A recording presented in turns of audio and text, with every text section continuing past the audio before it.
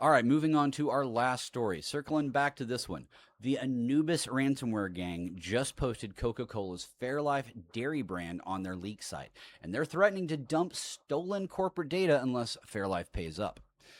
This is also on top of Bathfitter, the bathroom remodeling company, which Anubis listed as a fresh victim just days earlier. So, yeah, we got two household brands on the same week by the same crew. So, who is Anubis? Well, they're a young ransomware operation that showed up earlier this year, and they've been making a reputation for themselves very, very quickly.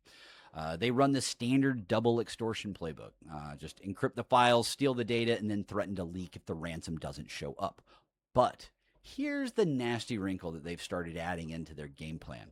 So Anubis has been experimenting with a wiper module that permanently destroys the files if victims drag their feet. Really puts the pressure on them to pay just that much sooner. And this really changes the math, folks, okay? You can't just restore from backups and walk away when the alternative is watching your data get shredded. So I should also mention that their targeting has really just been opportunistic at this point. Manufacturing, healthcare, and now consumer goods. And think about this, okay? Fairlife is this ultra filtered milk brand owned by Coca-Cola. Coca-Cola. Yeah. So this isn't just some obscure supplier, folks, okay? And Bathfitter, they've been a household name in North America for years now. I mean, if you watch any sort of daytime TV, you can see all their commercials. So what you can see here is that Anubis is going after companies with brand equity to protect, because that's exactly where the pressure to pay is the highest. So why are we seeing all this ransomware in the news like now? Well, it's because the ecosphere, I'm sorry, the ransomware world is really up in a tizzy, okay? So Lockbit recently got dismantled. Alpha Black Hat, they exit scammed a while back on their own affiliates. And now mid-tier crews are just kind of fighting over all the leftovers.